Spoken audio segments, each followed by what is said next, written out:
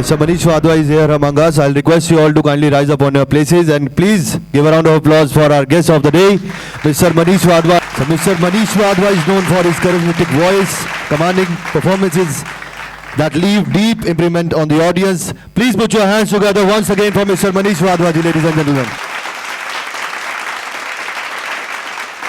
Sir, we are really honored and pleasure to have you over here at 5th Chandigarh Music and Film Festival in association with Chandigarh University. Please take your seat. Also, I'll welcome Mr. Nipun Vasudev for the insightful session with Mr. Manish Wadhwa. Over to you, bro. मेरा अपना शहर है भाई. मैं Chandigarh Shishu Niketan senior model high school 22C से पढ़ा हूँ और यहाँ से मैंने बॉम्बे शिफ्ट किया था. मैं चंडीगढ़ यूनिवर्सिटी से ही पास हो सकता था लेकिन सारी फैमिली मुंबई चली गई. मैं हूँ अम्बाला से लेकिन मेरी पढ़ाई यहाँ चल रही थी. मेरी नानी यहाँ है तो मेरा दौरा मेरा फेवरेट है चंडीगढ़. बहुत ही वंडरफुल सर, बहुत अच्छे किरदार आपने किए, बहुत कुछ सीखने को आपसे मिलता है. मैं आपकी जर्नी में चाहूँगा कि जब एक आदमी दूसरा सपना देखता है कि मुझे क्रिकेटर बनना है, आपने वो सपना देखा, आपने अकेडमी ज्वाइन करी और सडनली लाइफ में एक चेंज आता है कि वो सपना पूरा नहीं होता और आप आते हो एक्टिंग फील्ड में. अदाकारी भी बहुत मुश्किल है, बहुत ज़्यादा. उसमें भी बेसिक से आपको शुरुआत करनी पड़ती है, जीरो से शुरुआत करनी पड़ती है. क्रिकेट का वो सफ़र 17-18 साल की उम्र में छोड़कर एक्टिंग में कैसे आया? मैं आपको ये बता दूं कि मैं एक्टर ही बनना चाहता था. क्रिकेट तो मेरा एक सपोर्ट था साथ में. हाँ, इसीलिए मैंने क्रिकेट से साइड ले लिया क्योंकि जब आप एक चीज़ के लिए एक पूरी तरह से लग जाते हैं तो एक्टर तो बचपन से ही था कि मुझे सिर्फ एक्टर बनना है. वो साथ साथ में एक चलो एक खेल एक गेम होनी चाहिए. और जब पता था कि कॉलेज का ही जब कुछ नहीं हो रहा तो मैं भी बहुत अच्छा प्लेयर ऑफ कोर्स नहीं रहा. सो उसके बाद जब मुझे अपॉर्चुनिटी मिली कि चलो एक्टिंग का जो मिल गया एक चांस जो मैं करना भी चाहता तो उसी में आगे बढ़ गया. तो उसके बाद नाटक भी बहुत सारे किए आपने. तो एक कहानी ऐसी है कि आप कहीं जा रहे हो और आपके प्रोफेसर आपको मिलते हैं, वो पूछते हैं क्या कर रहा है, फिर आपने बताया कि मैं आजकल ये चीज़ कर रहा हूँ, तो उन्होंने आपको नाटक ऑफर किया. तो पहला आपने नाटक लिखा अंगूर खट्टे, आई थिंक इट वॉज. सो लिखना भी बहुत मुश्किल काम है. कैसे आप अपने आप को एडजस्ट किया, कैसे लिखा, कैसे ऑब्जर्वेशन करी, क्रिएटिविटी कैसे डाली?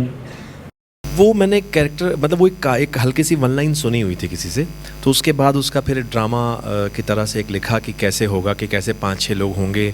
एक अंगूर खट्टे हैं वो एक बड़ी छोटी सी थीम थी. एक शादी वाला ऑफिस है और बहुत सारे लोग वहाँ शादी के लिए आते हैं. वहाँ एक लड़की ऑलरेडी रिसेप्शनिस्ट है और सब उसी पर लट्टू हो जाते हैं. बाकी तो बोलते हैं बाकी लड़कियाँ छोड़ो, हम तुमसे ही शादी करने को तैयार हैं. और कैसे वो कहानी घूमती है. वो एक 20 मिनट का एक छोटा सा स्किट था. सो अपने आप एक कॉमेडी वे में हो गया. अब हमारा जब सारी परफॉर्मेंस हो गई, लोगों की परफॉर्मेंस हो गई, तो उन्होंने कहा कि आप लोग बहुत अच्छा करते हैं तो हम एक डायरेक्टर अपॉइंट करेंगे. अब वही सारी चीज़ें होती हैं कि कैसे सब कुछ अपने आप लाइन अप होता है आपके साथ लाइफ में. ना मैं उनको रास्ते में मिलता, ना मैं उनको वहाँ पहुँचता उनके पास, मैं वो मान जाता कि हाँ 3 दिन में एक प्ले करना है, ना मुझसे मतलब कुछ ना होता. तो वो लाइन अप चीज़ें नहीं होती. ये सब कुछ पहले से ही स्क्रीन प्ले की तरह लिखा हुआ है. ये लिखा हुआ था कि ये ऐसा होना है कि पिता का भी एक सपना था कि उन्होंने फिल्म इंडस्ट्री में आना है. एयरफोर्स में थे जी. फिर वो आफ्टर रिटायरमेंट उन्होंने एक फिल्म बनाई, उसमें आपको कास्ट किया. क्योंकि मुझे कपिल शर्मा का रिटायरमेंट नहीं था, उन्होंने छोड़ दिया जी. हाँ, कपिल शर्मा का एक मुझे वो याद आता है. वो कहते हैं कि कई बार सपने जो है वो पीढ़ी दर पीढ़ी चलते हैं. ये मेरा बहुत बड़ा मतलब भाग्य है कि मैं जो वो चाह रहे थे, हालांकि वो डायरेक्टर बनना चाह रहे थे, आज भी वो हैं और बड़ा आशीर्वाद देते हैं. तो उन्हीं के आशीर्वाद से सब हो रहा है. कितनी मेहनत करनी पड़ी, क्या चैलेंजेस फेस किए और कौन सपोर्ट में रहा था आपकी? मेरी पूरी फैमिली सपोर्ट में थी जी. और सबसे बड़ी बात मैं खुद अपने सपोर्ट में था क्योंकि मैं ही अपने आप से डावाडोल हो जाता कि मुझसे नहीं हो रहा. क्योंकि बहुत सारे ऑडिशंस थे जहाँ मैं पास नहीं हुआ. बैग टांग कर जगह जगह जाना. फिर साथ में उसके साथ में मेरी डबिंग शुरू हो गई थी जहाँ मुझे मेरे दोस्त ने, जैसे आपको पता ही होगा ऑफकोर्स, वो मुझे एक वॉइसिंग के लिए ले गए कि भैया क्या कर रहे हो, चलो हमारे साथ. वहाँ से काम शुरू हुआ. तो मेरा पहला पेजर आया, आपको याद होगा पेजर ऐसे यहाँ जी की जो हुई थी. तो पेजर आया और पेजर के साथ फिर धीरे धीरे धीरे गॉड इज काइंड एक के बाद एक बहुत सारी चीज़ें होती चली गई. सबसे कॉलेज के साथ साथ एक प्ले शुरू हुआ, माँ रिटायर होती है, जहाँ मुझे जय बच्चन जी के साथ हमारे रमेश दरबार जी ने बुलाया और उन्होंने कहा कि तुम उसमें हीरो का रोल करो. सो वहाँ से धीरे धीरे धीरे लाइन जो है चेंज होती चली गई. Of Punjab, she's not just a singer, she's a force. With tracks like Pataka Guddi, Tung Tung Baje, Jugni and many more, she has gifted a musical revolution to Punjab. So please welcome, ladies and gentlemen, Sultana Noora. एक बार खड़े होकर जोरदार तालियों के साथ स्वागत करेंगे हम सुल्ताना नूरा जी का। इतनी नूरानी आवाज़ हमारे बीच है और मुझे आपके साथ स्टेज शेयर करने का मौका मिला। Thank तो you. Very thank you to you and आप इतना अपना कीमती समय निकाल कर हमारे लिए आए तो थैंक यू आपका भी बहुत बहुत धन्यवाद और शुक्रिया। भाई बहन जितने भी बैठे हैं उन सब का बहुत बहुत थैंक यू और ऐसे ही मुझे प्यार करते रहना, आशीर्वाद देते रहना। Thank you.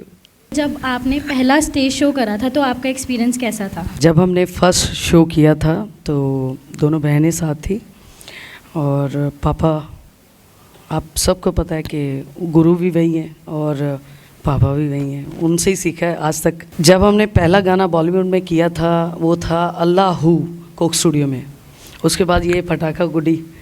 तो वैसे ही सुन के रहमान भाई जी उन्होंने काफ़ी टाइम पापा से बात की और हमें विशेष दी, खुश हो के फिर उन्होंने बुलाया। उसके बाद ही एक हिसाब से वही भी पहला ही हमारा गाना था हाईवे का, तो उससे पहले जो जिससे हमने स्टार्ट किया कुक स्टूडियो का अल्लाहू गाना था, उसका एक्सपीरियंस अभी तक नहीं भूले हम। तो जब भी याद करते हैं तो बहुत अच्छा लगता है, उसको लगाना पड़ता है, उसका माहौल बनाना पड़ता है, उसे एंजॉय करना पड़ता है, बहुत अच्छा लगता है। आपको फर्स्ट स्टेज शो कैसे मिला था, कैसे मौका मिला था आपको? देखिए जैसे लाइव स्टेज शो होते रहते हैं, जैसे आप लोग देखते हैं सभी, ऐसे ही उन्होंने कहीं देखा होगा, हमें तो पता भी नहीं था। तो हम बहुत खुश हुए। पहले तो पापा ने बताया नहीं कि इतने बड़े बंदों की हमें कॉल आ रही थी। तो काफ़ी टाइम, लॉन्ग टाइम उनके साथ बात होती रही, तो उन्होंने हमें सरप्राइज कर दिया कि मैंने बाद में बताना है लड़कियों को। जब बताया तो एकदम हम शॉक हो गए कि इतने बड़े बंदे का आपको फ़ोन आया और हमारे लिए तो बहुत बड़ी बात है। तो जब हमने बात की, उन्होंने हमारे साथ बात की फ़ोन पे, बहुत अच्छा लगा। डाउन टू अर्थ है, उनको तो पता ही नहीं है कि मैं स्टार हूँ बॉलीवुड का और मैं इनसे बात कर रहा हूँ। हमें तो बिल्कुल पता भी नहीं था कि आज मुकाम तक पहुँचेंगे, जो हमने सोचा भी नहीं था उससे बढ़कर दे दिया अल्लाह ने। तो बहुत अच्छा लगा, उन्होंने बहुत दुआएं दी, एंजॉय भी बहुत किया वहाँ मुंबई में। फिर उन्होंने बुलाया तो अल्लाह फिर रिकॉर्ड किया हमने। तो मैम जैसे कि हर कोई अपनी लाइफ में स्टूडेंट रहता है, तो एज अ सिंगर स्टूडेंट आपकी लाइफ कैसी थी? हमारी लाइफ अच्छी भी थी और बहुत स्ट्रिक्टली भी थी। पापा के पास जब बैठते थे सीखने के लिए, जब कोई लाइन नहीं समझ में आती थी तो आपको पता है गुरु शिष्य को डांट भी सकता है, मार भी सकता है। तो वो हमने खाई, डांट भी खाई, मार भी खाई। उस मार की डांट की वजह से आज मैं यही हूँ आपके पास। आजकल के जेंजीज तो बिल्कुल भी डांट बिल्कुल भी नहीं सुनते, अगर उन पे कोई चिल्ला भी दे तो बहुत बड़ी बात बन जाती है। मेरी तरफ से तो यही मैं कहूँगी कि डांट अगर ना पड़े तो समझेंगे क्या फिर ये जो नई जनरेशन है, उनको कुछ समझ में नहीं आएगा। ऐसे तो फिर चल फिर ही रहे हैं सारे, हाँ जी, है ना। मुझे नया कुछ काम, नई बातें, नई जनरेशन की पता चली है कि कुछ नया नया कर रहे हैं, कोई काम कर रहा है, कोई सिंगिंग में आ रहा है। तो मैं बहुत खुश हूँ, मुझे बहुत अच्छा लगा। आना भी चाहिए, समय के हिसाब से चेंज होना चाहिए लड़कियों को। ज़्यादातर मैं लड़कियों को बोलूँगी क्योंकि लड़के तो बहुत कुछ कर रहे हैं हाँ जी। और गुरु होना चाहिए हर एक काम में। जो कुछ सीखना है, सिंगिंग है, उसके अलावा कोई और काम है, जैसे स्टडी हम करने जाते तो वहाँ हमारे टीचर गुरु होते हैं, ये भी एक टीचरिंग है। गुरु ज़रूर होना चाहिए। अगर गुरु समझाएगा नहीं तो हम समझेंगे नहीं, कभी पता नहीं चलेगा। तो हम अपनी मस्ती में लगे रहेंगे, ऐसी समय निकल जाएगा। तो मेरी तरफ से ये मैसेज है कि गुरु होना चाहिए, फिर ही हम सीख पाएंगे सारा कुछ। तो मैम जैसे आपके फादर या आपके टीचर थे, तो जी। ऐसी कोई मेमोरी उनके साथ जो आपको याद हो कि आपको डांट पड़ी हो, ऐसी कोई बात हुई हो जब आप उनसे कुछ सीख रहे हो तो आपको कुछ याद हो ऐसा? देखिए डांट तो अभी भी पड़ती है। जब कोई बात बोलनी हो तो मैं फ़ोन पे कई बार, अभी तो टाइम नहीं मिलता, पापा के पास जाने का बिज़ी बहुत हूँ। जब मैं उनको फ़ोन करती हूँ कि पापा ये लाइन कैसे है और ये कैसे करूं, फिर उनको पूछना तो पड़ता ही है। अगर ना समझ आए तो फिर वो बोलते हैं कि बेटा ये नहीं। अभी वो भी थोड़ा नॉर्मल हो गए हैं क्योंकि लाइफ थोड़ी चेंज हो गई है, मैरिज है, हस्बैंड है, बच्चे हैं। तो पहले होता था सब कुछ, अगर लाइन नहीं आती थी तो जैसे वो हारमोनियम की स्टिक होती है वो फिर निकाल के यहाँ लगाते थे, मारते थे, फिर आ जाती थी लाइन वो। एक बार जोरदार तालियों के साथ हम स्वागत करेंगे इनामी लक्ष्य का ladies and gentleman. I request sir to kindly come up. एक बार सर के लिए फिर से जोरदार तालियां हो जाए। Thank you so much. मैं चाहूंगा कि आप सबसे पहले जो आपकी फिल्म अभी हम सब देखने वाले हैं द शूज आई वोर, उसके बारे में कुछ बताएं। Thank you so much. Thank you everybody. Thank you 5th Chandigarh Music and Film Festival. I'm so glad to see you in such a number in the morning because we Mumbai people are not basically morning people. So हमारी दोपहर से सुबह शुरू होती है. I'm so happy to see you in this number. So I have to make 2-3 announcement about the film. Basically I'm an actor. I'm a producer by chance, not by choice. I never wanted to be a producer. I just wanted to act and live my life like other actors live. But I differ with Bollywood at certain point that I don't sell myself on certain bazaru filmmaking without any meaning, just for the sake of business, doing what they want, wasting money. So I differ to Bollywood. Then you are an actor and you want to act, and you differ with the field you are working in. So you create your own world. So this film is my first step to create my own world as a filmmaker. And we are watching Iranian cinema, we are watching Turkish cinema, Spanish cinema, and we are just so wonder, oh, how beautiful this cinema is. They are not even a single story, they are different stories, different way of storytelling. There are people in Bollywood also who are trying to do something different, something better, but most of it is being dominated by the pressure of profit and loss. So cutting it short, I tried to make this film to create my own path, and I wish and I need your prayers, your support to go places and make another films, give chance to people who just believe in cinema, not in films. So here I present my film, The Shoes I Wore. Before that, I would like to introduce with my team. I have one child actor who has acted very beautifully. Virat, please come on the stage. And Virat has been the winner of a very famous reality show, India's Best Dramebaz, and he is the winner of that show. And he acted so well in my film. आप लोगों की तालियां हो जाए एक बार please for such amazing cast. I have my creative producer with me, Kashif Siddiqui. Please come. Come. I have the writer and associate director Satyam and the lyricist Sahil. Please come on the stage. I have two research screening coordinator Preeti and Rosie. Please come on the stage because I'm not sure how many of you are going to stay till the end. So they deserve to be introduced beforehand. But two major announcements. This film contained violence, not very much, but at certain point. लेकिन बहुत ज़्यादा direct violence नहीं है, audio का थोड़ा सा है और मतलब थोड़ा हिल सकते हो तो संभल के रहना। बहुत सारी स्क्रीनिंग में बहुत सारे लोगों ने ऐसे मुंह छिपा लिया। सो इससे वार्निंग, अगर आपको लगता है कि आप ज़्यादा वायलेंस नहीं झेल पाते तो आप अभी जा सकते हैं, मुझे कोई एतराज़ नहीं होगा। दूसरे, बीच में ना जाएं, इसमें फिल्म में कोई इंटरवल नहीं है। अगर किसी को अभी जाना है तो मैं 5 मिनट के लिए होल्ड कर सकता हूं, नहीं तो आपको अगले 96 मिनट होल्ड करना पड़ेगा। तो तीसरा अनाउंसमेंट है, since as I told you that we are trying to do something, trying to make a difference in the film industry, we need your support, we need your feedback. So my team will distribute some pamphlet to you which contain 2 QR code. If you scan those QR code, you can rate this film at IMDb. IMDb is a platform where films are, you know, you are very much aware, Internet Movie Database is the only source of information about films. So I'm not asking you to give good reviews, give honest and genuine reviews, whatever you like. Student age में मैं भी था, हालांकि मैं अभी भी student हूँ, सीख रहा हूँ। एक टेंडेंसी होती है कि जिस चीज़ के लिए मना किया जाता है वही करता है इंसान।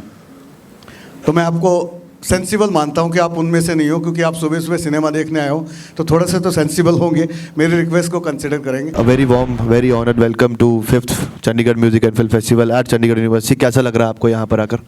Thank you so much. This is so typical media question, कैसा लग रहा है? Obviously this is a special day, my film being screen. जरूरी है सर, ये typical questions भी जरूरी है। स्टूडेंट, बहुत अच्छा लग रहा है। Thank you, thank you. एक बार सर के लिए जोरदार तालियां हो जाए for the typical answer that he gave. Yes. Okay sir, आपने बोला कि इस फिल्म को आपने प्रोड्यूस कैसे किया, ये आप एक गाने में बताएंगे, तो may I have the advantage of sitting beside you. मैं पूछना चाहूँगा बहुत ब्रीफ में, अगर आप प्लीज़ ये जर्नी शेयर करना चाहिए कि जब आप प्रोड्यूसर बने एक एक्टर से, तो हाउ वाज दैट जर्नी, और इस फिल्म को प्रोड्यूस करने के लिए आपको क्या क्या करना पड़ा? How was that experience basically? Basically, I started my career with Filmistan. It was made in 2012. उससे पहले एक फिल्म और आई थी फिराक, नंदिता दास ने डायरेक्ट की थी।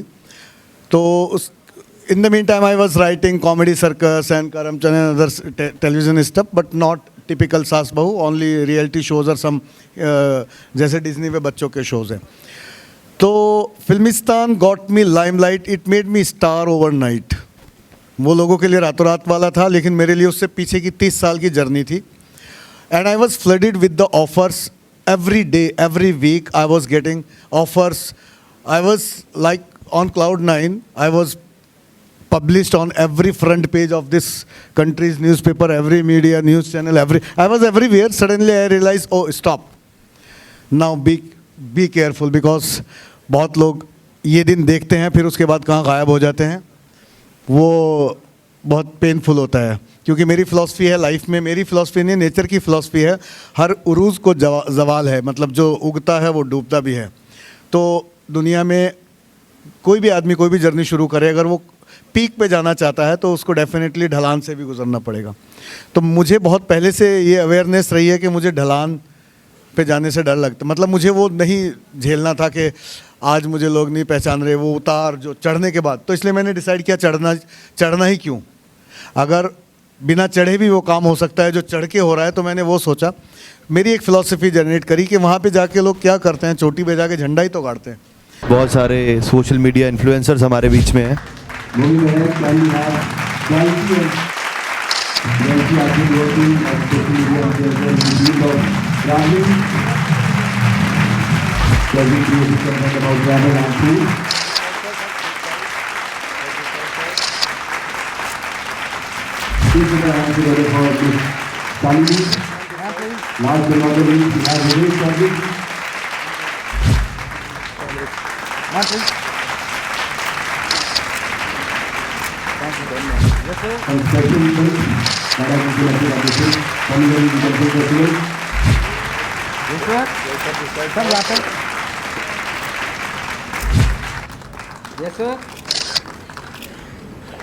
मुसाफिर बड़ी सुल्तान मीरा university.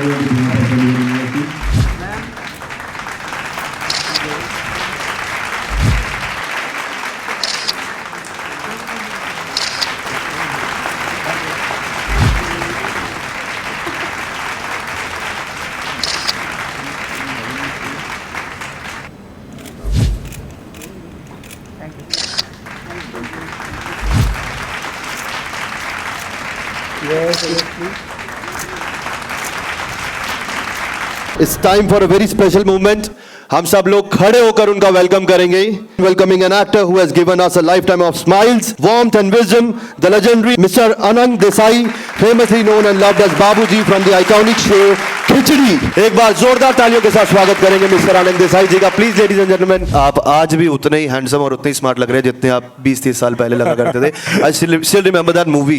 I am so sorry, मुझे नाम नहीं पता, बट आपने उसमें एक वकील का, एक लॉयर का कैरेक्टर प्ले किया था, if I am not wrong. आपने छोटी छोटी मूछें रखी हुई थी उसमें, एंड डैम अमिताभ बच्चन जी भी फेल थे उस टाइम पे. बट या एनीवेज, एक बार सर के लिए जोरदार तालियां हो जाए please. Thank you so much, thank you. तो सबसे पहले will start from the very beginning, your initial days of your career. सबसे पहले एनएसजी से आपने पढ़ाई की है, National School of Drama Delhi से. So I would like to ask you कि एनएसजी का आपका एक्सपीरियंस कैसा रहा, और एनएसजी में पर्टिकुलरली आपकी journey, did it actually help you to shape you in the actor you are today? बहुत अच्छा रहा मेरा. एंड एनएसजी की ट्रेनिंग जो मैंने ली, उससे मुझे बहुत बेनिफिट हुआ है मेरे करियर में। और मैं मानता हूँ कि हर एक जो भी इस फील्ड में आना चाहे ट्रेनिंग लेकर आए तो ज़रूरी है। वो ट्रेनिंग ऑलवेज हेल्प्स, तो ट्रेनिंग लेना बहुत ज़रूरी है। मैंने जो 3 साल ट्रेनिंग के बिताए एनएसडी में, बहुत कुछ सीखा मैंने। और चीज़ें जो आपको पता नहीं होती, आप इम्पल्सिवली कुछ चीज़ें करते हैं, वो सारी ना करें या क्या करें, वो काफ़ी कुछ चीज़ों को सीखने को मिला। आपकी पूरी बॉडी के बारे में आपको जानने को मिलता है, आपका मेंटल डेवलपमेंट होता है, साथ साथ रियाज भी होता रहता है। आप जो प्रोग्राम्स थिएट्रिकल परफॉर्मेंसेस करते रहते हैं, तो बहुत कुछ सीखने को मिला। साथ में मैं कोर्स के बाद उनकी रेपर्टरी कंपनी के साथ भी जुड़ा रहा, जहाँ लगातार प्रोफेशनली प्लेस किए। तो ये सारा एक्सपीरियंस मुझे टेलीविज़न और फिल्म में बहुत काम आया। सर कोई ऐसा एक प्ले, कोई ऐसा एक परफॉर्मेंस आपका एनएसडी के टाइम का जो आपको आज भी याद हो, आपका फेवरेट? हाँ, मुझे परफॉर्मेंसेस तो सारे याद हैं, क्योंकि जो काम आप करते हैं कभी भूल नहीं सकते हैं। तो मगर 2-4 सिग्निफिकेंट प्लेस मैंने जो रेपर्टरी में किए, ट्रेनिंग के दौरान तो आपके ट्रेनिंग के एक्सरसाइज प्लेस वगैरह चलते रहते हैं, बट रेपर्टरी के साथ जो मैंने किया, एक सबसे पहला मेरा इम्पोर्टेंट प्ले था मुख्यमंत्री करके, जो बहुत पॉपुलर हुआ था। मेरा रोल भी उसमें काफ़ी इम्पोर्टेंट था। और दूसरा एक महाभोज करके प्ले था, बेगम का तकिया, तुगलक, विरासत। ये 5-7 मतलब कई प्लेस हैं जिसमें अच्छे अच्छे रोल्स मुझे मिले और मैंने किए। और मुख्यमंत्री के नाटक में की वजह से मुझे सर रिचर्ड एटनबरी की फिल्म में मैंने गांधी में एक छोटा सा रोल किया था, वो उस प्ले की बदौलत मिला। क्या बात है, एक बार जोरदार तालियां हो जाए सर के लिए and all the experience that he has shared with us. Okay sir, मैं आपसे ये पूछना चाहूँगा कि obviously when we are small kid, जब हम स्कूल में पढ़ रहे होते हैं या कॉलेज में जाते हैं, उस time we do not usually think of becoming something, school में स्पेसिफिकली। लाइक जब मैं बचपन में 4th या 5वीं में था, मुझे नहीं पता था मैं एक दिन आनंद देसाई जी को होस्ट करूंगा बैठ के उनके साथ में, राइट? ऑब्वियसली। तो आपको कभी ये लगा कि आप एक्टर बनना चाहते हैं या आप एक्टिंग फील्ड में ही जाना चाहते हैं? मुझे एक्टिंग का शौक तो बचपन से था, स्कूल लेवल से ही था। उस वक्त ये नहीं सोचा था मैं कि मैं एक्टर बनूंगा, डेफिनेटली नहीं सोचा था। बट डैम श्योर आप पक्का एक्टिंग करते होगे, पेट में दर्द है स्कूल नहीं जाना है। बट मुझे बचपन से ही शौक था एक्टिंग का। स्कूल में तो मैं बड़े मन से स्कूल प्लेज में, स्कूल के जो कल्चरल प्रोग्राम्स होते थे मैं उसमें भाग लेता था। कॉलेज में आया तो यूथ फेस्टिवल्स, टैलेंट इवनिंग्स और भी जो भी वहाँ प्लेज होते थे उसमें पार्टिसिपेट करता था। और वहीं मैं उस वक्त कॉलेज में था, तब एक थिएटर ग्रुप के साथ मैं जुड़ गया वहाँ पर और नाटक करता रहा। तो ऐसे जैसे ज़्यादा करता गया मेरा शौक़ बढ़ता गया। सो जब मैं ग्रेजुएट हुआ तब मैंने डिसाइड किया कि मुझे इसी फील्ड में जाना है। वाओ, एक बार सर के लिए फिर से जोरदार तालियां हो जाए। Because these kind words of wisdom you are not gonna get anywhere, ladies and gentlemen. एक बार सर के लिए फिर से जोरदार तालियां। सर मूविंग अहेड, आपने थिएटर भी किया है, एज आई ऑलरेडी मेंशन, आप एनएसजी से हैं, प्लस आपने टीवी भी किया है, खिचड़ी, उसके अलावा भी शोज़ किए हैं, फिल्म्स भी की है आपने, of course khichdi is one of them, उसके अलावा और भी। What do you feel, what was the most tested medium? आपको सबसे ज़्यादा डिफिकल्ट और चैलेंजिंग कौन सा मीडियम लगा? नहीं, सभी मीडियम्स बहुत अच्छे हैं, सभी मीडियम्स में अपनी अपनी चैलेंजेस हैं। और एक्टर तो एक्टिंग करता है, तो एक्टिंग करने में मज़ा हर फील्ड में आता है। बट आपको हर फील्ड की एक जो चीज़ें हैं, हाइलाइट्स हैं या उनकी जो सीमाएं, वो समझनी पड़ती है। थिएटर का अपना एक मज़ा है। थिएटर की बैकग्राउंड मेरे हिसाब से बहुत ज़रूरी है किसी एक्टर के लिए, चाहे वो टेलीविज़न ही करना चाहे या फिल्म ही करना चाहिए, क्योंकि वो जो नींव रखी जाती है उसमें वो आपको बिल्कुल पुख्ता बना देती है। तो वो तो बहुत ज़रूरी है। तो थिएटर मैं तो कहूँगा हर एक्टर को करना चाहिए, चाहे वो बाद में फिल्में ही करना चाहे। तो ये तो एक बड़ी बात होगी। और फिर थिएटर के बाद जब आप टेलीविज़न फिल्म से, तो फिल्म्स का अपना एक ग्रामर होता है। आप कैमरा कैसे फेस करते हैं, कैसे उसकी फेसिंग होती है, क्या क्या लेंसेज वहाँ यूज़ होते हैं, उस हिसाब से आपको परफॉर्म करना पड़ता है। तो वो सारी चीज़ें आपको सीखनी पड़ती हैं। तो मज़ा सब में आया, बट थोड़ा उसका नॉलेज होना ज़रूरी है। राइट, कैमरा में कितने कदम आपको चलना है, कहाँ पे रुकना है, किधर देख के बोलना है। सामने जब डायलॉग आप और मैं जैसे बोल रहे हैं, बट मेरा क्लोजअप चल रहा था, आप वहाँ बैठे नहीं होंगे, तो उस हिसाब से सब करना होगा। तो ये सारी चीज़ें समझनी ज़रूरी होती है।